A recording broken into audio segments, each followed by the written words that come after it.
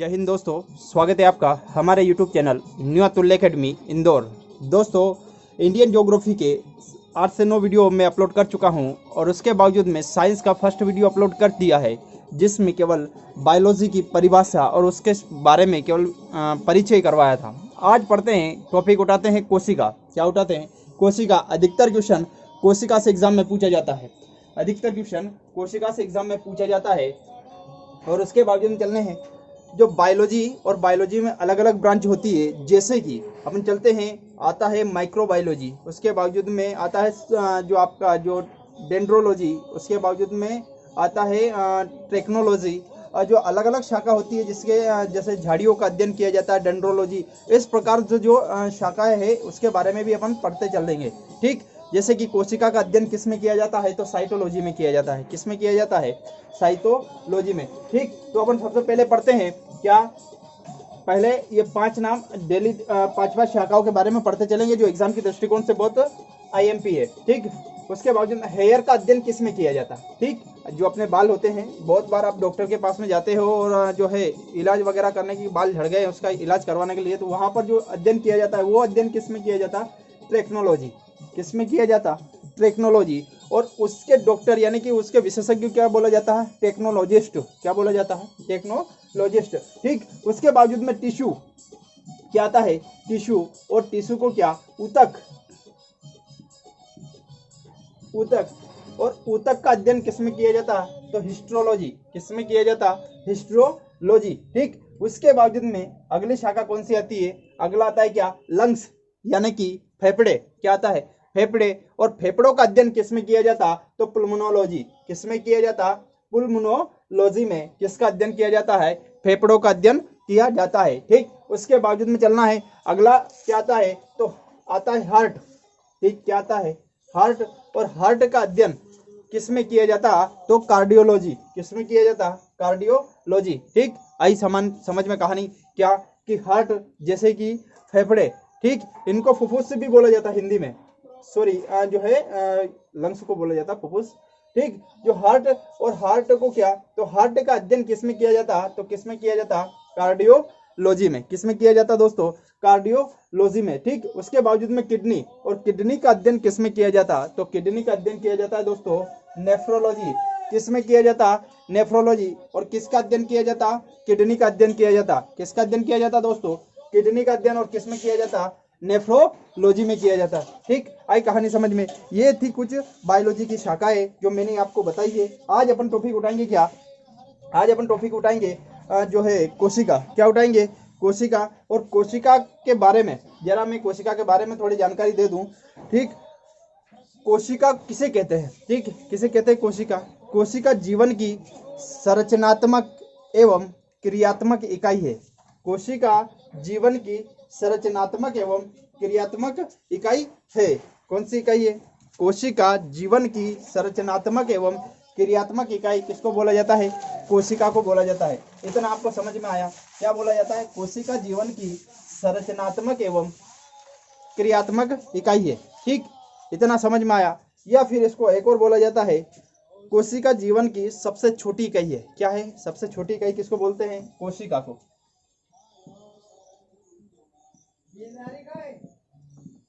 किसको बोला जाता? कोशिका को। और कोशिका क्या? कोशिका जीवन की सबसे छोटी यानी छोटी इकाई, यानी कि बेसिक यूनिट ऑफ लाइफ। क्या? Cell is the basic unit of life, यानी कि कोशिका जीवन की सबसे छोटी इकाई है। ठीक, या फिर बोला जाता है कोशिका क्या? कोशिका सबसे छोटी इकाई, सबसे छोटी इकाई। ठीक, उसके बावजूद में चलना है। एक और आता है, तो कोशिका के बारे में एक और शब्द क्या बोला? एक और थ्योरी है इसकी। क्या? कोशिका जीवन की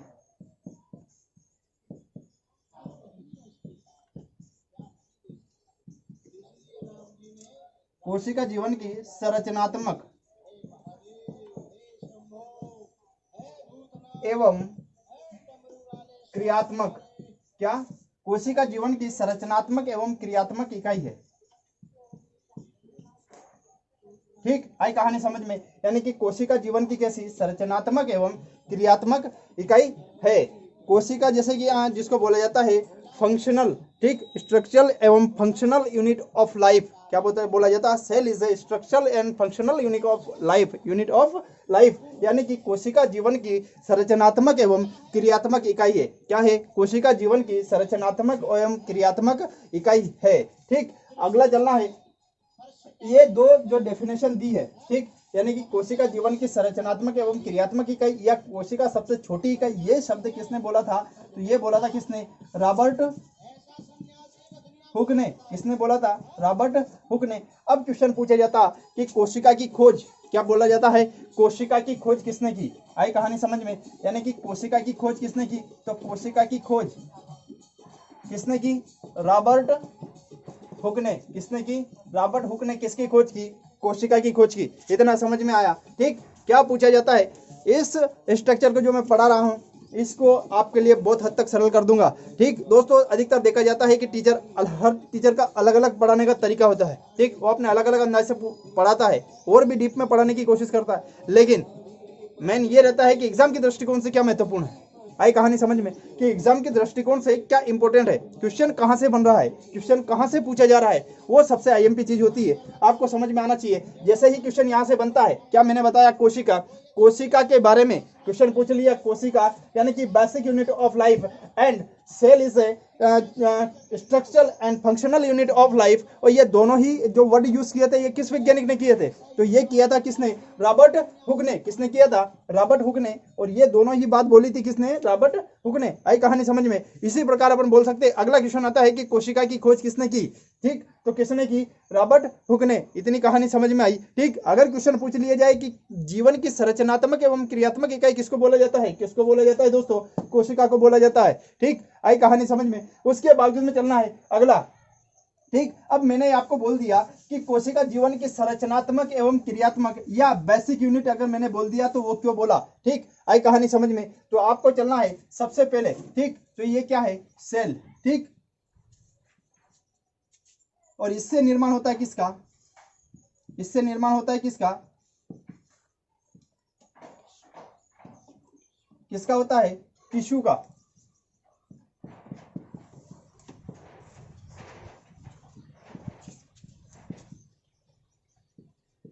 किसका निर्माण होता है? टिश्यूज का निर्माण होता है। ठीक, टिश्यू। ठीक, उसके बावजूद में चलना है, टिश्यू के बाद में क्या बनता है? ठीक, ऑर्गन। क्या बनता है? ऑर्गन। ठीक, टिश्यू के बाद में क्या बनता है? ऑर्गन। आई कहानी समझ में? क्या थी? कोशिका। कोशिका के बाद में क्या बना? टिश्यू। टिश्यू के बावजूद में क्या बना? ऑर्गन। ऑर्गन के बाद में क्या बनता है? तो ऑर्गन के बावजूद में बनता है क्या? Organ system.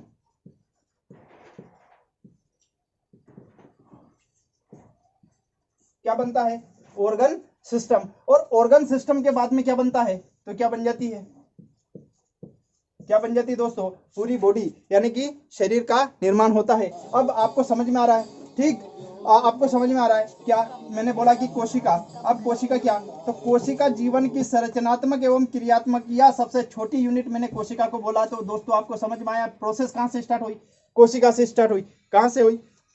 कोशिका से। बहुत सारी कोशिका मिलकर, ठीक, किसका निर्माण करती है? टिश्यू का निर्माण करती है। कुछ टिश्यू, बहुत सारे टिश्यू मिलकर किसका निर्माण करता है? ऑर्गन का निर्माण होता है। बहुत सारे ऑर्गन मिलकर किसका निर्माण करते हैं? तो सारे ऑर्गन मिलकर किसका? ऑर्गन सिस्टम का। ठीक, और ऑर्गन सिस्टम यानी कि पूरे हाथ, पैर, मुंह, बॉडी, नाक, कान सब व्यवस्थित हो तो उससे किसका निर्माण हो जाता है दोस्तों? पूरी बॉडी का निर्माण होता है। किससे हुआ है? सेल। आई समझ में? कोशिका। ठीक, क्या बोला था मैंने? कोशिका जीवन की संरचनात्मक एवं क्रियात्मक इकाई या बेसिक यूनिट ऑफ लाइफ, मैंने ये बोला था, ये आपके सामने प्रैक्टिकल में बताया है। ठीक, यानी कि इसको बोलते हैं ऊतक। ठीक, इसको बोलते हैं अंग, और अंग के बावजूद में निर्माण होता है अंग तंत्र। ठीक, और अंग तंत्र के बावजूद में क्या बनता है? शरीर। आई कहानी समझ में? ठीक, इसी के बारे में मैंने आपको थोड़ी देर पहले यही समझाया था। ठीक, उसके बावजूद में अपन कोशिका में चलते हैं। तो कोशिका, ठीक, सबसे बड़ी कोशिका, ठीक, और सबसे छोटी कोशिका, उसके बावजूद में चलना है। ठीक, अगला पढ़ना है कि कोशिका सिद्धांत यानी कि सेल थ्योरी किसने दिया? तो सेल थ्योरी जो है कोशिका सिद्धांत किसने दिया? स्लाइडेन और श्वान। किसने दिया? स्लाइडेन और श्वान। आई कहानी समझ में? ठीक, मैंने क्या बोला? कोशिका सिद्धांत। क्या बोला? कोशिका और सिद्धांत। क्या दिया? कोशिका सिद्धांत किसने दिया दोस्तों? किसने दिया? कोशिका सिद्धांत। ठीक, यानी कि सेल थ्योरी किसने दी? तो ये दी थी किसने? आपको पता है, स्लाइडेन।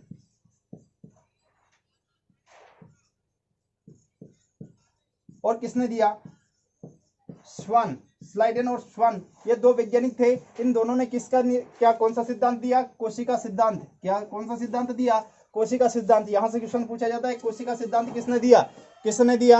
आपको पता होना चाहिए, स्लाइडेन और श्वान दो वैज्ञानिक थे। कौन थे? स्लाइडेन और श्वान। स्लाइडेन और श्वान ने कौन सा सिद्धांत दिया? कोशिका सिद्धांत। इतना समझ में आया?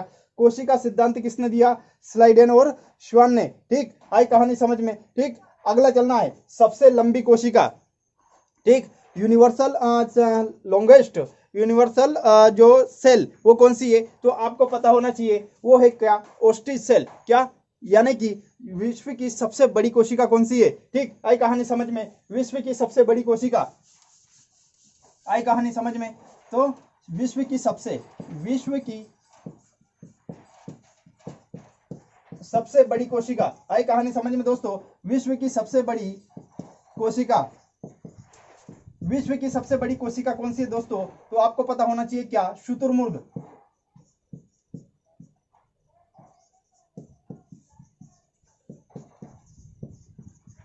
आई कहानी समझ में? यानी कि शुतुरमुर्ग का अंडा विश्व की सबसे बड़ी कोशिका है। आई कहानी समझ में? सबसे छोटी कोशिका। क्या? सबसे छोटी कोशिका, विश्व की सबसे छोटी कोशिका। तो सबसे छोटी कोशिका कौन सी है? आपको याद होना चाहिए, सबसे छोटी कोशिका। ठीक, सबसे छोटी कोशिका कौन सी है? तो सबसे छोटी कोशिका है दोस्तों क्या? बैक्टीरिया, या अपन बोल सकते हैं कार्क, जिसको बोलते हैं, सॉरी, बैक्टीरिया। और बैक्टीरिया में क्या? माइकोप्लाज्मा। क्या बोला जाता है? माइकोप्लाज्मा। ठीक, माइकोप्लाज्मा सबसे छोटी कोशिका है। ठीक, आई कहानी समझ में? क्या सबसे बड़ी कोशिका मैंने क्या बताई दोस्तों? को सबसे बड़ी कोशिका बताई शुतुरमुर्ग का अंडा, और सबसे छोटी कोशिका क्या बताई? माइकोप्लाज्मा। इतना समझ में आया? ठीक, इतना कहानी आपको समझ में आया? ठीक, ये मैं कोशिका के बारे में ही समझा रहा हूँ, उसके बावजूद में कोशिका के जो है पार्ट है उसके बारे में मैं आगे बताऊंगा। ठीक, उसके बावजूद में आपको पता होना चाहिए कि मैं कोशिका के पार्ट जैसे कि माइटोकॉन्ड्रिया, उसके बावजूद में लाइसोसोम, राइबोसोम और जैसे गाल्सी बॉडी, यह सब मैं आगे बताऊंगा। लेकिन अभी मैं फिलहाल में इतना ही बता के चल रहा हूँ। ठीक, आपको अपना जो फोकस यानी कि कंसंट्रेशन यहाँ पर बना के रखना है। ठीक, अगर आपका कंसंट्रेशन सही है, ठीक, जिस प्रकार आप पिक्चर के सीन को देखते हैं और वो आपको क्लियरिटी से याद रह जाता है, उसी प्रकार आप कंसंट्रेशन बनाकर इस वीडियो को देखें। दोस्तों, एग्जाम की दृष्टिकोण से ये टॉपिक बहुत महत्वपूर्ण है। ठीक, आई कहानी समझ में? अगला चलना है। तो अगला क्या मैंने बोला, कब पढ़ना है कोशिका के बारे में, और कोशिका में क्या? तो कोशिका में पढ़ना है कि सबसे पहले कोशिका की खोज किसने की? क्या? सबसे पहले कोशिका की खोज किसने की? आई समझ में? तो सबसे पहले कोशिका की खोज किसने की थी? रॉबर्ट हुक ने। लेकिन कौन सी कोशिका की खोज की थी? मृत कोशिका। कौन सी कोशिका दोस्तों? मृत कोशिका। सबसे पहले कोशिका की खोज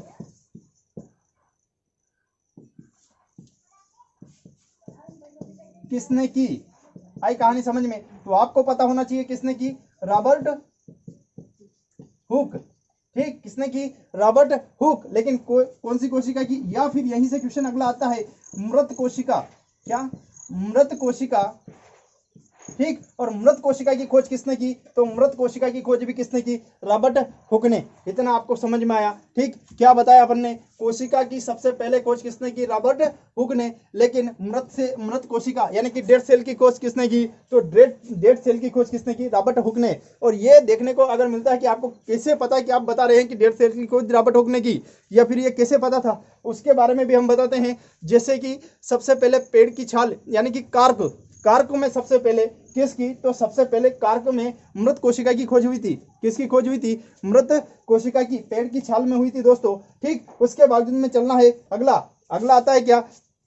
अगला आता है जीवित कोशिका। अगली कौन सी कोशिका आती है दोस्तों? जीवित कोशिका। और जीवित कोशिका की खोज किसने की? ठीक, अगला क्या आता है? जीवित कोशिका। और जीवित कोशिका की खोज किसने की? तो जीवित कोशिका की खोज की। ठीक, जीवित कोशिका ठीक। और जीवित कोशिका की खोज किसने की, यहां से क्वेश्चन एग्जाम में बहुत बार पूछा जा चुका है, तो आपको आंसर पता होना चाहिए। जीवित कोशिका की खोज किसने की, एंटिनोवन।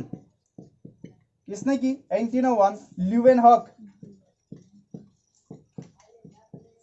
ठीक, क्या है, सीधा सीधा क्वेश्चन पूछा जाता है, जीवित कोशिका की खोज किसने की, क्या क्वेश्चन पूछा जाता है, जीवित कोशिका की खोज किसने की, और जीवित कोशिका की खोज किसने की आपको पता होना चाहिए। एंटिनोवन ल्यूवेनहॉक ने किस कोशिका की खोज की थी, जीवित कोशिका की खोज की थी। आई कहानी समझ में, यानी कि जीवित कोशिका की खोज किसने की, एंटिनोवन ल्यूवेनहॉक ने। मृत कोशिका की खोज किसने की, रॉबर्ट हुक ने। ठीक, आई कहानी समझ में, यहां से आपके दोनों क्वेश्चन क्लियर हो गए। ठीक, कुछ समझदार प्राणी ऐसे भी होते हैं कि कोशिका की खोज किसने की, एंटिनोवन ल्यूवेनहॉक दिया है, रॉबर्ट हुक दिया है, ऑप्शन लगा दिया क्या, एंटिनोवन ल्यूवेनहॉक, लेकिन माइंड में ये नहीं पड़ा कि जीवित कोशिका की खोज थी या मृत कोशिका की खोज थी। आई कहानी समझ में। ठीक, उसके बावजूद में चलना है। अगला क्या आता है, तो अगला आता है आपका, ठीक, ये हो गया कोशिका के बारे में छोटा जो मोटा मोटा परिचय। ठीक, अगर बोला जाए कि मानव शरीर की सबसे बड़ी कोशिका कौन सी है, ठीक, अगला क्वेश्चन बनता है कि मानव शरीर की सबसे बड़ी कोशिका कौन सी है, तो कौन सी है दोस्तों, जो है मानव शरीर की सबसे बड़ी कोशिका कौन सी है, तो कौन सी है, तंत्रिका तंत्र। आई कहानी समझ में, नर्वस सिस्टम मानव शरीर का सबसे बड़ा जो है कोशिका है। ठीक, उसके बावजूद में चलना, मैंने बताया आपको कि जो जीवित कोशिका की खोज किसने की, एंटिनोवन ल्यूवेनहॉक ने। सॉरी, मैं फिर इसी पॉइंट पर आ रहा हूं, थोड़ा कुछ छूट गया था। ठीक, तो क्या, एंटिनोवन ल्यूवेनहॉक ने, और ये किसमें की, तो प्याज की झिल्ली में। किसमें की, प्याज की झिल्ली। अगर आपको पता हो तो 12th में अब जो है प्रैक्टिकल करते हैं माइक्रोस्कोप के द्वारा, और प्याज की झिल्ली को छीलते हैं और माइक्रोस्कोप पर रखते हैं स्लाइड के माध्यम से, और देखते हैं कि सितारों के समान ऐसी कुछ संरचना दिखाई देती है। ठीक, ऐसी कुछ संरचना बनी हुई होती है, ये अपने को दिखाई देती है। अब जो माइक्रोस्कोप में अगर 12th में कभी अध्ययन किया हो तो ऐसी संरचना यानी कि स्टार के रूप में संरचना दिखाई देती है। ठीक, आए आपको समझ में कहा नहीं। ठीक, तो ये क्या, तो इसके बारे में सबसे पहले यानी कि जीवित कोशिका को सबसे पहले किस में देखा था, तो प्याज की झिल्ली में। आई कहानी समझ में। ठीक, उसके बावजूद मैंने बोला कि सबसे बड़ी कोशिका, मानव शरीर की सबसे बड़ी कोशिका कौन सी होती है। ठीक, आई कहानी समझ में। तो दोस्तों मानव शरीर की सबसे बड़ी कोशिका तंत्रिका तंत्र होता है। क्या,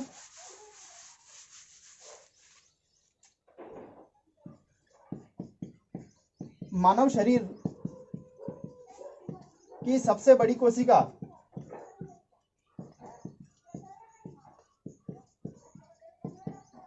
आई कहानी समझ में, मानव शरीर की सबसे बड़ी कोशिका कौन सी होगी दोस्त, तो कौन सी हो जाएगी, तंत्रिका तंत्र। कौन सा हो जाएगा, तंत्रिका तंत्र मानव शरीर की सबसे बड़ी कोशिका हो जाएगी। क्या, तंत्रिका तंत्र मानव शरीर की सबसे बड़ी कोशिका हो जाएगी। आपको पता है कौन सी कोशिका, तंत्रिका तंत्र मानव शरीर की सबसे बड़ी कोशिका हो जाएगी। और मानव शरीर की सबसे छोटी कोशिका आपको पता होना चाहिए, मानव शरीर की सबसे बड़ी छोटी कोशिका कौन सी होगी, तो यह भी आपको पता होना चाहिए। कुछ बताते स्टेपिस, ठीक, लेकिन ऐसा कुछ नहीं। मानव शरीर की सबसे छोटी कोशिका,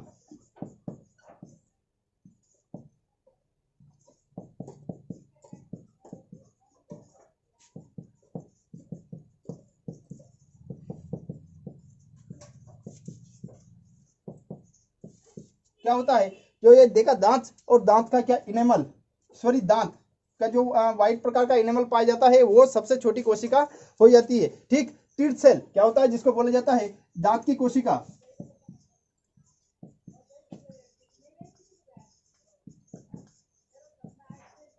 कौन सी हो जाती है, दांत की कोशिका या टीथ सेल, जो सबसे छोटी कोशिका है।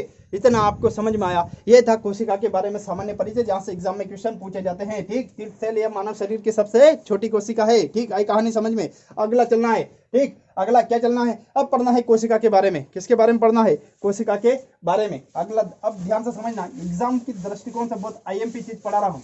ठीक, मैं इसमें बोल रहा हूँ कि इसमें सन क्यों नहीं लिख रहे हैं, तो बायोलॉजी में आपने अधिकतर क्वेश्चन देखा होगा कि सन एग्जाम में पूछे ही नहीं जाते हैं। ठीक, बाई चांस मौका मिलता है कि सन पूछे, बाकी अभी तक बहुत एग्जाम में दिया है और देखा भी है, अनुभव भी है कि एग्जाम में अधिकतर जो है सन नहीं पूछे जाते हैं बायोलॉजी से। ठीक, उसके बावजूद में चलना है, क्या अपन पढ़ते हैं, क्या पढ़ते हैं, कोशिका। आई कहानी समझ में। ठीक, और कोशिका में अलग अलग पार्ट में डिवाइड कर दूंगा दोस्तों। आपको पढ़ना है कोशिका कितने प्रकार की होती है, 2 प्रकार की। ठीक, कौन कौन से 2 प्रकार की, तो एक तो होती है आपकी जंतु कोशिका, क्या हो जाती है, जंतु कोशिका, और दूसरी क्या होती है, पादप कोशिका। ढंग से समझना दोस्तों, ये जो मैं टॉपिक पढ़ा रहा हूँ, ये GNM, nursing, NA, army nursing exam, in exam और CDS एग्जाम में इससे क्वेश्चन पूछा जाता है, ऑल कंपटीशन एग्जाम में यहाँ से क्वेश्चन आता है। ठीक, तो आपको ढंग से समझना है इस टॉपिक को, और बहुत आईएमपी टॉपिक है दोस्तों।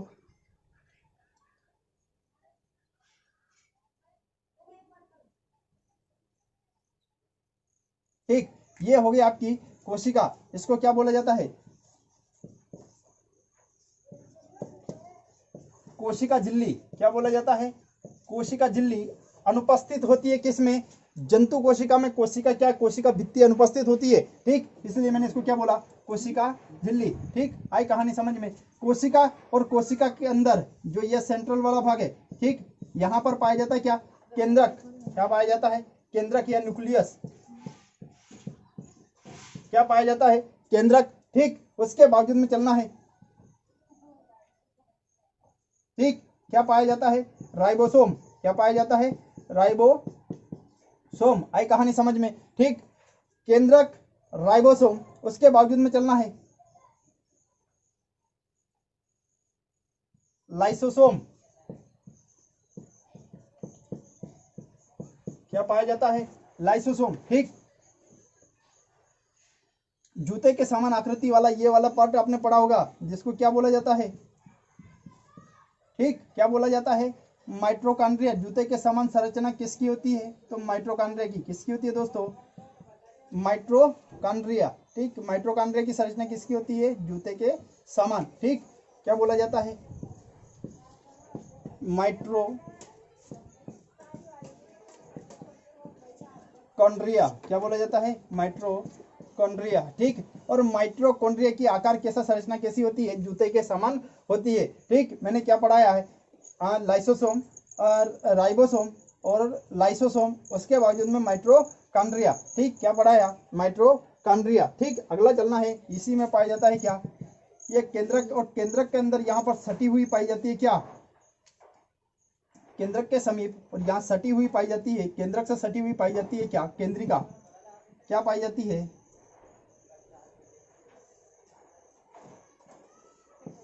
केंद्रिका। आई कहानी समझ में दोस्तों? ठीक, इतना आपको समझ में आया। अब मैं बोल रहा हूं कि केंद्रिका, केंद्रिका की खोज किसने की? ठीक, केंद्रिका की खोज किसने की? तो किसने की? राइबोसोम। केंद्रिका की खोज की फोंटाना नामक वैज्ञानिक ने। किसने की? फोंटाना नामक वैज्ञानिक ने। जो ये वैज्ञानिक है और जिनकी खोज किसने की, ये मैं पूरा आपको आगे समझाऊंगा। इसके बारे में बस मैं इतना बता रहा हूँ कि फोंटाना नामक वैज्ञानिक ने किसकी खोज की थी? केंद्रिका की खोज की थी। ठीक, केंद्र की खोज जो किसने की? तो केंद्र की खोज की थी रॉबर्ट ब्राउन। वहां पर रॉबर्ट हुक है कोशिका में, यहाँ पर रॉबर्ट ब्राउन है। बंदे अधिकतर यहाँ पे गलती करते हैं। ठीक, तो क्या केंद्र की खोज किसने की? तो रॉबर्ट ब्राउन ने की। किसने की? रॉबर्ट ब्राउन ने। ठीक, कोशिका के बारे में मैंने बता दिया, कोशिका की खोज किसने की? रॉबर्ट हुक ने। ठीक, उसके बावजूद में चलना है, अगला चलना है माइट्रोकॉन्ड्रिया। और माइट्रोकॉन्ड्रिया में क्या? तो माइट्रोकॉन्ड्रिया की खोज किसने की? तो माइट्रोकॉन्ड्रिया की खोज की अल्टमैन ने। समझना, माइट्रोकॉन्ड्रिया की खोज की अल्टमैन ने, नामकरण दिया वैज्ञानिक सी बेंडा ने। ठीक, आई कहानी समझ में। माइट्रोकॉन्ड्रिया का नामकरण किया, माइट्रोकॉन्ड्रिया का नामकरण किया वैज्ञानिक सी बेंडा ने। माइट्रोकॉन्ड्रिया की खोज की किसने? अल्टमैन ने। ठीक, माइट्रोकॉन्ड्रिया की खोज किसने की? अल्टमैन ने। और माइट्रोकॉन्ड्रिया का नामकरण किसने किया? वैज्ञानिक सी बेंडा ने। ठीक, तो अगला चलना है। अगला आता है, कोशिका में जो उलझे हुए धागे के समान संरचना होती है, ऐसी कोशिका में उलझे हुए धागे के समान संरचना होती है, उसको क्या बोला जाता है? क्रोमेटिन जाल। क्या बोला जाता है? क्रोमेटिन जाल। ठीक, और क्रोमेटिन जाल से क्या? तो गुणसूत्र। क्या?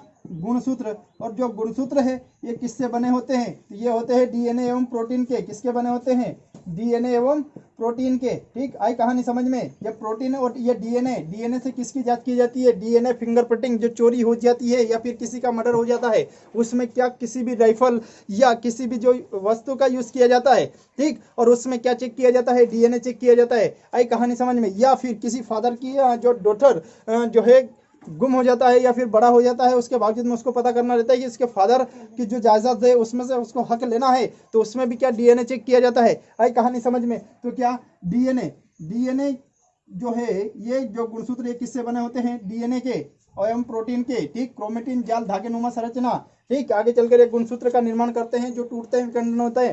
ठीक, आई कहानी समझ में। ठीक, ये था आपका क्या? माइट्रोकॉन्ड्रिया के बारे में, सॉरी क्रोमेटिन जाल के बारे में। ठीक, कोशिका का पावर हाउस, आई कहानी समझ में? आईएमपी क्वेश्चन बहुत बार एग्जाम में पूछे जा चुका है, मोर देन इंपोर्टेंट क्वेश्चन। या क्या बोला जाता है कि माइटोकॉन्ड्रिया को कोशिका का क्या बोला जाता है? Power house. माइटोकॉन्ड्रिया को कोशिका का क्या बोला जाता है? Power house. आई समझ में कहानी? उसके बावजूद में चलना है। अगला क्या आता है? तो इसको कोशिका का क्या बोला जाता है? Power house. ठीक। लाइसोसोम, कोशिका में आत्महत्या की थैली क्या कहा जाता है? आत्मघाती थैली किसको बोला जाता है? लाइसोसोम। लाइसोसोम को क्यों आत्मघाती थैली बोला जाता है? क्योंकि ये लाइसोसोम क्या है कि जो लाइसोसोम और इसमें पाए जाते हैं डब्ल्यूबीसी, और डब्ल्यूबीसी में कितने प्रकार के एंजाइम होते हैं? 24 प्रकार के एंजाइम होते हैं। इसके बारे में मैं डीप में अच्छे से आगे बताऊंगा, लेकिन यहाँ पर मोटे तौर पर इतना बताता चल रहा हूँ कि जो लाइसोसोम है इसको आत्महत्या की थैली कहा जाता है। इसमें 24 प्रकार के एंजाइम होते हैं, रोग प्रतिरोधक क्षमता से शरीर की रक्षा करते हैं। लेकिन कभी कभार क्या होता है कि जैसे आरबीसी की संख्या, डब्ल्यूबीसी की संख्या अगर शरीर में बढ़ रही है तो आरबीसी की संख्या को खाना प्रारंभ कर देते हैं और नष्ट होने लग जाती है, और धीरे धीरे क्या होता है कि सोसाइटल बैग पैक हो जाता है और सोसाइटल बैग फट जाता है, स्फोट हो जाता है। उसके कारण ये क्या करता है कि इसमें एसिड निकलता है, HCl। ठीक। उसके बारे में पूरा बताऊंगा। हाइड्रोक्लोरिक एसिड जो होता है और वो क्या करता है, सारी कोशिका के पूरे अंदर जो भी पार्ट पाए जाते हैं सभी को नष्ट कर देता है। उसके बारे में बताऊंगा आगे, लेकिन अभी फिलहाल में मोटे तौर पर मैंने ये आपको समझाया कि कोशिका का सोसाइटल बैग। ठीक। सेल इज सोसाइटल बैग किसको बोला जाता है? तो किसको बोला जाता है दोस्तों? ठीक। तो किसको? लाइसोसोम को। अगला चलना है केंद्रक। केंद्रक के बारे में मैंने बता दिया कि जो न्यूक्लियस इसमें पाया जाता है केंद्रक द्रव्य। ठीक। इसके बारे में बता दिया। राइबोसोम, कोशिका में प्रोटीन की फैक्ट्री किसे कहा जाता है? आईएमपी क्वेश्चन बहुत बार एग्जाम में पूछ लिया है। ठीक। रेलवे, एनटीपीसी, और इस जो है क्वेश्चन, इनमें जो अधिकतर एग्जाम में ये क्वेश्चन पूछा जाता है दोस्तों कि राइबोसोम, प्रोटीन की फैक्ट्री किसे कहा जाता है? राइबोसोम को कहा जाता है। ठीक। ये मैंने आपको इसके बारे में बस नॉर्मल तरीके से छोटे छोटे तौर पर बताया है, मोटे तौर पर बताया है। आगे डीपली जो भी पढ़ेंगे वो पढ़ेंगे अपन एक एक फंक्शनल को, इसको अलग करके। ठीक। जय हिंद दोस्तों, मिलते हैं नेक्स्ट वीडियो में।